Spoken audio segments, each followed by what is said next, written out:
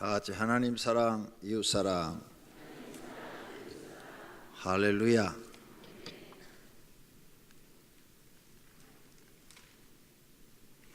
연세가 많은 사투리를 잘 쓰는 목사님이 계셨습니다.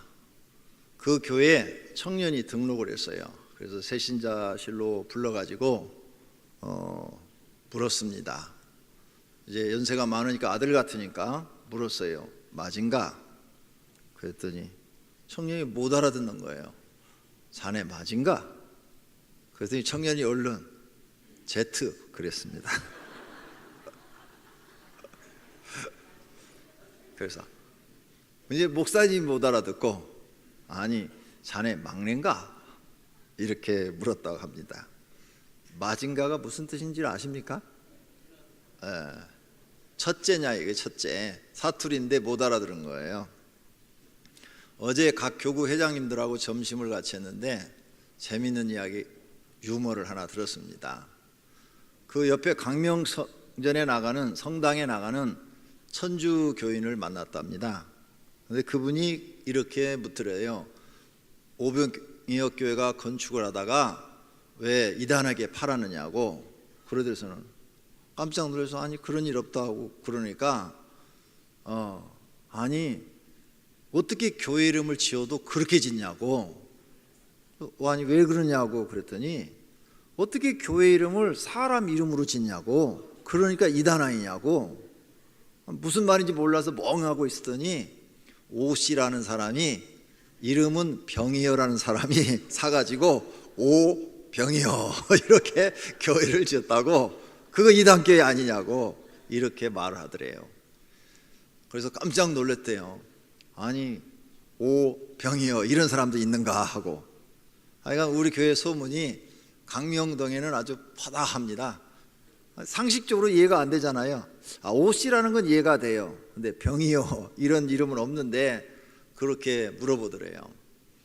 교회가 부흥할 징조입니다. 그래서 우리 권사님이 그랬대요. 우리 교회가 부흥하려고 그런다고 이렇게 좋게 말씀했다고 그럽니다. 그렇게 될 줄로 믿습니다. 하여간 강명동에서는 우리 교회가 이렇게 이상한 소문이 많아요. 뭐 담임 목사가 죽었다느니, 뭐 이단에게 넘겼다느니, 오병이어 사람한테 뭐 팔았다더니. 그런데 또 좋은 소식도 있더라고요.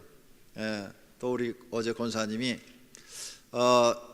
우리가 이 교회에 이렇게 예배를 드리는데 강은교회 담임 목사님이 새벽 설교하다 그러셨다고 하네요. 우리가 강은교회가 이 자리를 하나님 앞에 선택받아서 들어와야 되는데 중원교회에 빼앗겼다. 그 이유는 기도에 적기 때문이다. 그러니 강은교인들 기도 열심히 좀 해라 이렇게 말씀하셨다고 그래요. 그래서 그건 옳은 말이고 좋은 말이네 그랬어요.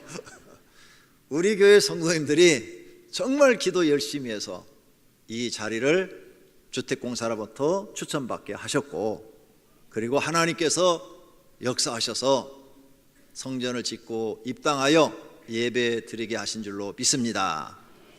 이제 하나님께서 보여주신 것처럼 교회를 부흥시켜 가득 채워 주실 줄로 믿습니다.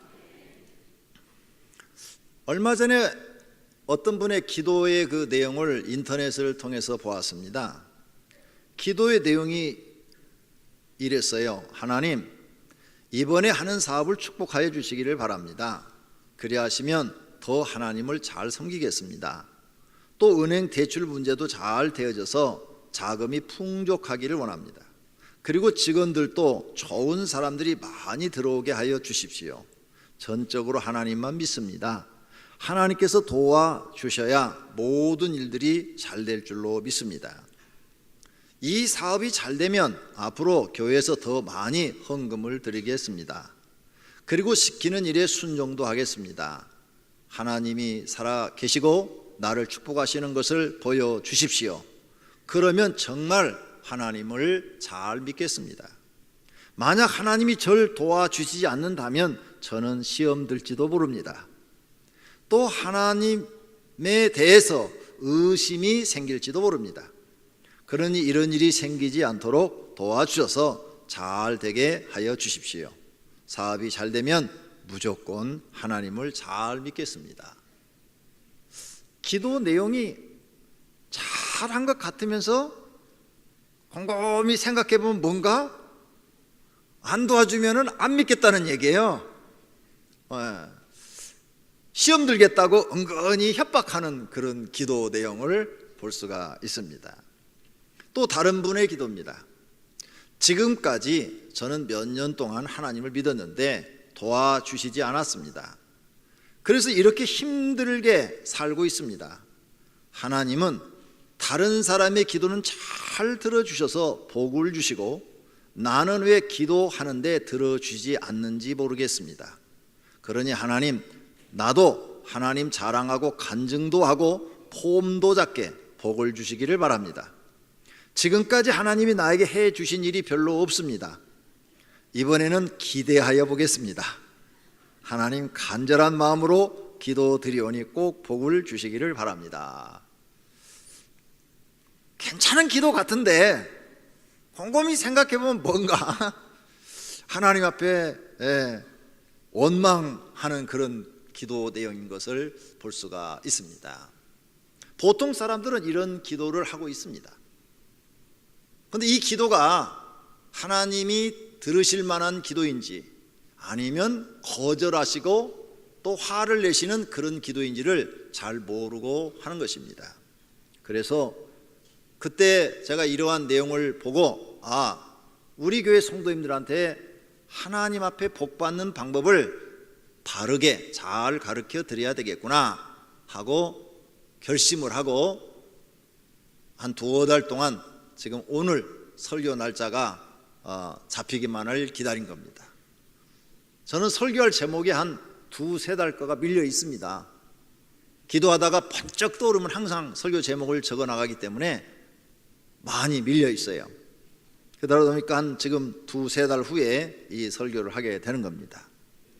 이 내용이 하나님께 도와달라는 기도입니다. 모든 사람은 하나님께 도움을 받고자 합니다. 사람이 할 수 없는 일이 많기 때문입니다. 그런데 도움을 받지 못하는 분들이 있습니다.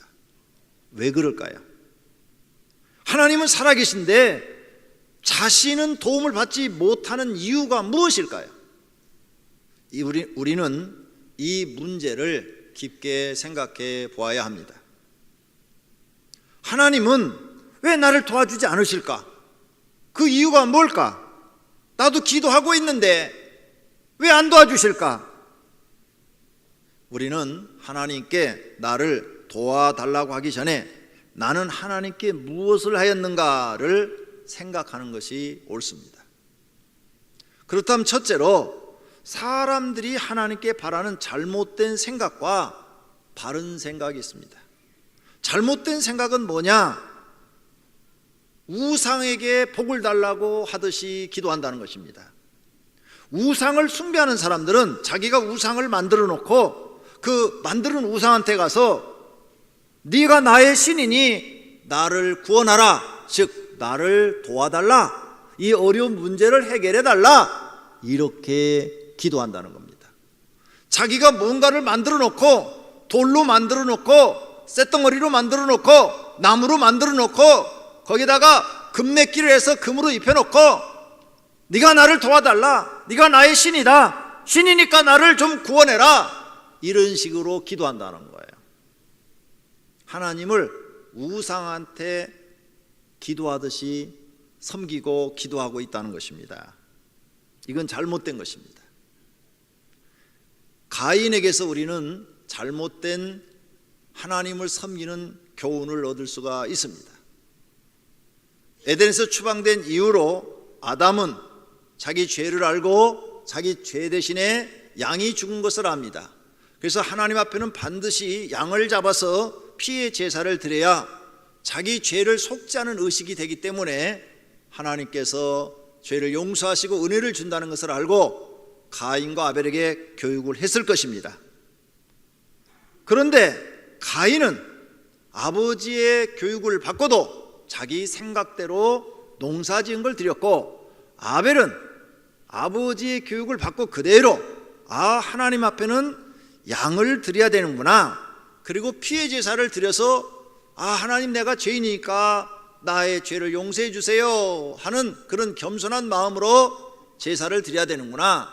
그래야 죄가 사함받고 은혜를 받는구나. 이렇게 알고 순종을 했습니다. 그런데 가인의 제물은 하나님이 받지 않았어요. 왜? 자기 생각대로 드렸기 때문입니다.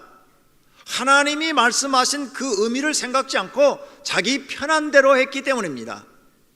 하나님이 안 받으셨어요. 그러자 가인이 몹시 분하여 안색이 변했다고 그랬습니다. 또 하나님에게 가인에게 나타나서 기회를 주었어요. 회개할 수 있는 기회를 주었어요. 그런데 회개하지 않습니다. 그리고 오히려 동생 아벨을 쳐 죽입니다. 가인은 지금 하나님 앞에 잘못하고 있는 거예요. 하나님이 드리라는 대로 예배를 드렸으면 가인에게도 은혜가 임했을 것이고 아벨에게도 은혜가 임했을 것입니다. 그런데 하나님이 원하는 대로 해드리지 않고 자기가 하고 싶은 대로 해놓고는 하나님 왜 내게 은혜를 안 주시냐는 거죠. 그리고 마음이 악하니까 회개하기는커녕 동생을 죽여버립니다. 그래서 가인은 멸망의 첫 번째 사람, 그리고 그의 후손까지 전부 하나님께서 멸망시키는 저주가 임하는 것입니다.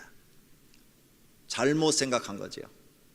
우리는 하나님 앞에 이 잘못된 행동을 깨닫고 회개하고 고치고 바르게 사는 것이 하나님이 원하는 길이라는 것을 믿으시기를 바랍니다.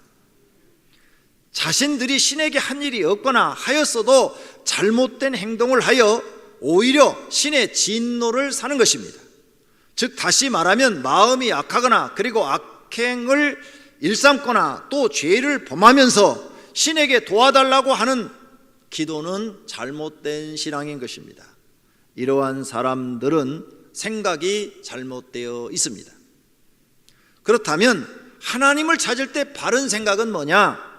내가 하나님께 뭘 바라기 전에 내가 하나님께 무엇을 하였는가를 생각해야 합니다. 이 사상을 가질 때 우리는 사람들과의 관계에서도 나타납니다. 부모님한테 내가 뭘 해달라, 부모님한테 뭘 해달라, 돌아가실 때 유산을 나한테 많이 상속해달라고 변호사한테 이름을 써달라, 다른 자녀들보다도 형제들보다도 좀 나한테 좀 많이 좀 해달라, 이렇게 바라기 전에 내가 부모님한테 무엇을 해드렸는가 생각을 해야 하는 겁니다. 또 부모님들도 자녀들한테 내가 뭘 바라기 전에 내가 부모였을 때 자녀들에게 무엇을 해주었는가, 그걸 생각해야 돼요. 또 남편들도 마찬가지입니다. 아내에게 무엇을 바라기 전에 내가 아내에게 무엇을 해줬는가, 내가 어떻게 아내에게 감동을 주었는가, 또 아내도 남편들한테 남편이 나한테 잘해주기 전에 내가 남편을 어떻게 감동을 시켰는가, 이런 것들을 스스로 질문해 보면 해답이 나옵니다. 하나님은 우리가 하나님 앞에 무엇을 했는가를 생각해 보도록 하게 하신 이유는 사람과 사람 사이의 질서도 받으려 하지 말고 내가 먼저 상대방에게 어떻게 했는가, 이것을 생각하며 살도록 하신 것입니다. 하나님과만 관계가 된 것이 아닙니다. 하나님과 이 관계된 것을 습관화하면 사람과 사람 사이에서도 항상 내가 저 사람들한테 뭘 바라기 전에 내가 저 사람에게 무엇을 해 주었는가, 아무것도 해준 것이 없으면 바라지도 말고, 내가 뭔가 해준 것이 있다면 저 사람이 마음이 감동했다면 나한테 뭔가 해주겠지, 이런 마음을 가질 수 있다는 것입니다. 그러나 보통 사람들은 아무것도 한 것이 없어요. 그러면서 바라는 겁니다. 지금 우리는 국가에 대해서도 많이 생각해야 됩니다. 국가가 우리에게 무엇을 해 주었는가, 이것을 말하기 전에 내가 국가를 위해서 무엇을 했는가 생각해야 이 나라가 장래가 있습니다. 모든 백성이 나라가 나한테 뭘 해주기만을 바라고 아무것도 하지 않는다면 이 나라는 희망이 없어요. 그런데 우리가 나라를 위해서 무슨 일을 할 것인가? 그래서 우리에게는 세 가지 의무가 있는데 그 세 가지 의무를 성실하게 지켜야 되는 것입니다. 하나님은 사람들에게 이러한 질서를 가르치고 싶은 것입니다. 이러한 것이 사람이 행복하게 살아가는 길인 것입니다. 내가 바라기 전에 상대방에게 무엇을 주었는가를 생각하는 사람이 멋있는 사람입니다. 내가 상대방에게 어떤 영향을 주었느냐, 내가 상대방에게 어떤 도움을 주었느냐, 이걸 먼저 생각하고 자기를 보면 자기 자신이 보이기 시작합니다. 그리고 자기를 고쳐나가면 그 사람은 존경받는 사람이 될 수가 있는 것입니다. 그렇다면 궁금한 것이 있습니다. 하나님은 우리에게 무엇을 해주셨는가 하는 겁니다. 우리가 생각하기는 하나님 우리에게 해준 게 아무것도 없는 것 같아요. 그렇지 않습니다. 하나님은 천지창조를 하시고 만물을 다스리는 권세를 사람에게 주었습니다. 그래서 사람은 지금 만물의 영장이 돼서 지구에 있는 모든 것을 다 지배하고 있지 않습니까? 창조 때 하나님이 6일 동안 세상을 창조하시고 그 모든 권한을 사람에게 주셨다고 말씀하고 계십니다. 이것만 하신 것이 아닙니다. 모든 사람이 죄를 범해서 영벌을 받을 장소로 가는 것을 보시고 안타까이 여기셔서 하나님이 직접 사람의 몸으로 오셔서 십자가 위에서 대속물로 죄값을 치러 주셨다는 것입니다. 이보다 더 큰 사랑이 어디 있겠습니까? 뿐만 아니라 현재 우리에게 필요한 모든 것을 하나님이 공급하고 계시고 우리가 그렇게 소중하게 여기는 일용할 양식도 제공하고 계시는 것입니다. 하나님은 무한하게 지금 우리에게 해주고 있습니다. 그리고 너희는 하나님의 그 은혜를 받으면서 그 은혜에 감사할 줄 알고 감사를 안다면 하나님 앞에 무엇을 할 것인가를 생각해 보라는 것입니다. 그런데 사람들은 이런 깊은 신앙은 가지려 하지 않고 얕은 신앙만 가지려고 합니다. 그렇다면 두 번째로 생각할 것은 오늘 본문 솔로몬의 교훈입니다. 솔로몬은 하나님께 뭔가 부탁하고 싶은 마음이 있어서 일천번제를 시작한 겁니다. 하나님의 은혜로 왕이 되었지만 어떻게 해야 앞으로 잘해 나갈지 걱정이 되었습니다. 왕권을 노리는 수많은 형제들, 조금만 잘못해도 트집을 잡아 왕자에서 내려오라고 할 것입니다. 또 수많은 문신들과 무신들은 어떻게 관계를 맺어야 자신의 말을 잘 듣고 자기에게 충성할 것인가? 반란을 일으키지 못하게 할 것인가? 그리고 백성들의 수많은 탄원서는 어떻게 해결해야 하는가? 또 백성들의 문제나 재판 그리고 먹고 사는 문제는 어떻게 해야 하는가? 이웃 나라들과 어떻게 해야 전쟁을 하지 않고 평화를 유지할 수 있을까 등 많은 일들을 하기에는 부족함을 느끼고 하나님께 지혜를 구하고 싶었던 것입니다. 그래서 번제를 하나님 앞에 솔로몬은 드리기 시작했어요. 그런데 그냥 드리는 것이 아니라 예루살렘에서 기브온 산당까지는 먼 거리인데 매일 첫 번째 업무로 시작합니다. 그래서 그곳에 가서 말을 타고 가가지고 산당에서 제사를 드리고 다시 1시간 정도 말을 타고 와서 진물을 보기 시작합니다. 하루의 일과 중에서 제일 먼저 하나님 앞에 제사를 드리고 시작하는 겁니다. 많은 시간을 빼앗깁니다.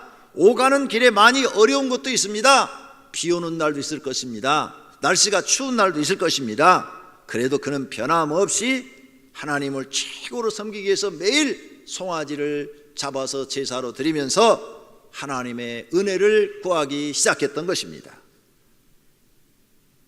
이렇게 해서라도 하나님을 만나고 싶었습니다. 하나님을 감동시키는 일이었습니다. 하나님은 두고 보았습니다. 네가 얼마나 하는가 보자. 한 달, 두 달, 세 달, 12달, 20개월, 25개월, 그래도 변함없이 하는 거예요. 약 3년 동안을 변함없이 하는 솔로몬의 그 모습을 보고 하나님이 감동하셨어요. 그 인내심, 하나님의 은혜를 받기 위해서 굉장한 인내심이 필요한데 그 인내심을 가지고 왕이 조금도 변함없이 겸손한 자세로 하나님 앞에 제사를 드리는 그 모습을 보고 하나님은 드디어 꿈속에 나타나 주셨습니다. 그리고 그에게 최고의 지혜와 부귀와 영화를 선물로 주시겠다고 약속하신 줄로 믿습니다. 할렐루야! 그냥 거저받은 게 아닙니다. 어떤 사람도 할 수 없는 일을 한 거예요. 21일 새벽 기도도 제대로 못 나오는 사람이 있는데 1000일 동안 하나님 앞에 제사를 변함없이 드렸단 말입니다. 그러니 하나님을 감동시키기에 충분했던 것입니다. 그래서 하나님이 그에게 약속을 합니다. 내가 너의 말대로 하여 내게 지혜롭고 총명한 마음을 주노니 내 앞에서도 너와 같은 자가 없었거니와 너 뒤에서도 너와 같은 자가 일어남이 없으리라. 내가 구하지 아니한 부귀와 영광도 내게 주노니 내 평생의 왕들 중에 너와 같은 자가 없을 것이라. 할렐루야. 하나님은 이 약속대로 이스라엘 왕들 중에서 솔로몬만큼 부귀 영화를 누린 왕이 없게 하신 줄로 믿습니다. 솔로몬은 굉장히 큰 것을 드린 것 같은데 하나님이 준 큰 복에 비하면 일천번제는 조그만 것입니다. 조그만 것. 다시 이 말을 바꾸면 솔로몬은 조그만 정성을 하나님 앞에 믿음으로 드렸는데 하나님은 그것을 기쁘게 받으시고 솔로몬에게 크게 복을 내려주신 것입니다. 이 사실을 믿으시기를 바랍니다. 그렇다면 세 번째로는 예수님의 교훈입니다. 예수님은 하나님 만나는 방법을 어떻게 우리에게 교훈하셨냐는 거죠. 구하라 그러셨어요. 악한 자라도 좋은 것으로 자식이 줄 알거든 하물며 하늘에 계신 너희 아버지께서 구하는 자에게 좋은 것으로 주지 않겠느냐. 구하라, 구하라. 솔로몬이 지혜를 구하듯이 너희도 구하라는 겁니다. 하나님이 주실 때까지 하나님을 감동시키는 기도를 하라는 거예요. 또 예수님이 비유로 말합니다. 불의한 재판관을 번거롭게 한 가부의 비유를 말을 해요. 가부가 워낙 찾아가서 불의한 재판관에 가서 내 원한을 풀어달라고 하니까 귀찮아서 번거로워서 그 원한을 풀어주었다는 거예요. 하물며 하나님께 밤낮으로 부르짖는 자의 원한을 속히 풀어주지 않겠느냐 이렇게 말씀하셨습니다. 또 간청하는 기도를 하라는 거예요. 너희에게 말하노니 비록 벗됨으로 인하여는 일어나서 주지 아니할지라도 그 간청함을 인하여 일어나 그 요구대로 주리라 이렇게 말씀하셨는데 정말 하나님 앞에 간절히 청해받느냐 이거예요. 그런 기도를 드릴 때 하나님께서 응답해 주시겠다는 겁니다. 이러한 예수님의 말씀 속에서 사람이 먼저 해야 할 일이 있음을 말씀하고 있습니다. 그것은 하나님을 감동시키는 기도하는 자세인 것입니다. 예수님이 예로 들은 분들은 모두가 다 선한 사람들이요 연약한 사람들입니다. 악함이 없는 사람들입니다. 살기가 힘든 사람들입니다. 의지할 곳이 하나님밖에는 없는 사람들입니다. 그래서 목숨을 걸고 하나님 앞에 나아가서 간청하고 또 간청했더니 그 믿음을 보시고 하나님께서 소원을 이루어 주시겠다는 것입니다. 그런 기도를 드리라는 거예요. 구약에도 보면 이런 기도가 많이 등장합니다. 그 중에 하나가 허벅지 관절이 골절되는 야곱의 기도입니다. 야곱은 하나님 앞에 기도하기 시작합니다. 살기 위해서 천사가 나타나는데 천사를 붙잡고 나를 축복해 주지 않으면 절대 놓지 않겠습니다. 그러자 천사가 엉덩이 뼈를 탁 치니까 골절이 됐어요. 골절이 되니까 통증이 오고 괴로운데 그래도 하나님의 사자 여호와의 사자를 붙잡고 나를 축복하지 않으면 죽어도 놓지 않겠습니다 라고 계속 기도하니까 졌다. 하나님께서 너를 축복하라 하신다. 이제부터는 야곱이라 하지 말고 이스라엘이라 하라 하면서 이름을 개명해 주면서 야곱을 축복합니다. 이 기도가 응답되어져서 자기를 죽이려고 오던 형 에서의 마음이 순식간에 선한 마음으로 바뀌어 자기를 껴안고 울며 환영하는 사람으로 바뀌고 야곱의 앞길은 하나님의 축복을 받아 잘 살게 됩니다. 하나님을 감동시키는 기도를 했다는 것입니다. 뼈가 부러져도 놓지 않고 하나님 앞에 기도했다는 거예요.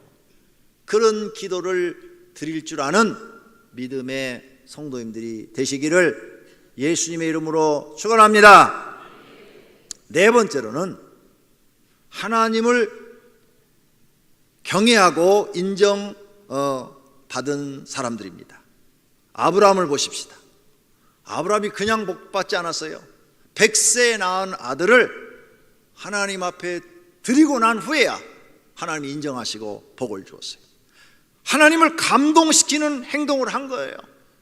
도저히 드릴 수 없는 아들이죠. 100세에 얻은 아들. 그런데 하나님이 드리라 그러니까 하벌하지 않고 순종하고 드렸어요. 도저히 할 수 없는 순종이에요. 그랬더니 하나님이 그것을 믿음으로 보시고 경외했다고 인정하시는 거예요. 여호와의 사자가 하늘에서부터 두 번째 아브라함을 불러 이르시되 여호와께서 이르시기를 내가 나를 가리켜 맹세하노니 내가 이같이 행하여 내 아들 내 독자도 아끼지 아니하였은즉 내가 너에게 큰 복을 주고 내 씨가 크게 번성하여 하늘의 별과 같고 바닷가의 모래와 같게 하리니 내 씨가 그 대적의 상문을 차지하리라. 또 내 씨로 말미암아 천하 만민이 복을 받으리니 이는 내가 나의 말을 준행하였음이라 하셨다 하니라. 아멘. 네, 하나님을 감동시켰다. 그리고 하나님이 축복하시는 거예요. 다윗도 마찬가지. 다윗은 고난이 아주 많았어요. 그렇지만 자기의 생명을 유지하기 위해서 또는 고난을 벗어나기 위해서 하나님의 말씀을 어기지 않았습니다. 자신이 고난을 받고 어려움을 당할지라도 끝까지 하나님의 말씀을 지켰습니다. 그래서 인정을 받아 이스라엘 왕이 되었고 40년 동안 하나님 앞에 복받아 통치하고 부강한 국가로 만들었습니다. 그리고 후대 가장 이스라엘의 위대한 왕이 누구냐? 그러면 솔로몬이 아니고 다윗이라고 말하는 복을 받게 된 것입니다. 또 다니엘도 하나님을 경외하죠. 자기 신에게 기도하면 사자굴 속에 들어간 줄 알면서도 자기 집에 들어가서 윗방에 올라가 예루살렘을 향하여 창문을 열어놓고 전에 하던 대로 하루에 3번씩 무릎 꿇고 하나님께 기도했다고 그랬어요. 하나님을 감동시킨 거죠. 자기 죽을 줄 알면서도 기도한 거예요. 변함없이. 그런데 하나님이 감동하셔서 사자 입에서 다니엘을 살려내시고 그를 모함하는 사람들을 사자밥이 되게 하신 것을 믿습니다. 모세도 마찬가지예요. 히브리서에 보니까 모세를 어떻게 인정하느냐? 믿음으로 모세는 장성하여 바로의 공주의 아들이라 칭함받기를 거절하고, 즉 잘 먹고 잘 살고 권세 있게 사는 것을 거절하고 하나님의 백성과 함께 고난 받는 것을 선택했다는 거예요. 그래서 하나님을 감동시켰다는 거예요. 그래서 하나님이 모세를 그 시대에 이스라엘의 지도자로 사용했다는 거예요. 오늘 우리 성도님들은 하나님 나에게 무엇을 해주셨습니까? 이렇게 말씀하기 전에 내가 하나님을 감동시킨 일이 무엇인가 생각해 보는 복된 시간이 되시기를 바랍니다. 이들은 하나님께 적은 일을 하고 몇십 배 혹 몇백 배의 상을 받게 됩니다. 우리가 믿는 하나님은 이렇게 좋으신 분입니다. 히브리서 11장 6절에 그가 자기를 찾는 자들에게 상 주시는 이심을 믿어야 할지니라. 이렇게 하나님을 찾은 사람들을 하나님은 그냥 돌려보내지 않고 다 상을 주어서 돌려보냈다는 겁니다. 또 예수님이 이런 말씀했지요. 마태복음 13장에 100배, 60배, 30배 결실한다는 말씀을 했어요. 정말로 이들이 한 행동에 비하면 하나님이 주신 복은 30배, 60배, 100배로 나타난 거예요. 하나님은 거짓말을 안 하시는 분이십니다. 진실만을 말하시고 그 약속을 지키시는 분이신 것을 오병이의 성도님들은 믿으시기를 축원합니다. 그들이 받은 복을 보면 적은 것을 했는데 100배, 60배, 30배로 나타난 것입니다. 오늘 이 말씀을 들은 성도님들의 삶 속에도 솔로몬과 같이 하나님을 감동시키시고 100배, 60배, 30배로 나타나는 복이 임하시기를 축원합니다. 결론으로 우리는 하나님에 대하여 바르게 알고 믿어야 합니다. 앞으로 신앙생활을 하면서 바른 생각을 가지고 섬겨야 합니다. 하나님께 은혜를 받고 싶으면 하나님을 감동시킨 일을 스스로 찾아서 하셔야 합니다. 그리고 엎드려 구하셔야 됩니다. 그러면 하나님을 만나고 도움을 받게 될 줄로 믿습니다. 이 순서를 실천하는 마음과 결심을 하십시오. 그리고 행동에 당장 옮기십시오. 생활의 모든 면에 적용하십시오. 그러면 주변 사람들에게 사랑을 많이 받게 되고 도움을 많이 받게 될 것입니다. 내가 하나님께 무엇을 해드렸는가? 내가 주변 분들에게 무엇을 해드렸는가 생각하십시오. 사랑하는 성도님들이 모두 하나님께 감동을 줄 만한 일들을 하시고 하나님께 큰 도움을 받으시기를 예수님의 이름으로 축원합니다. 말씀을 생각하며 통성으로 하나님, 이제는 내가 하나님과 사람들에게 무엇을 해줄 수 있는 사람들이 되게 해달라고 기도하십시다.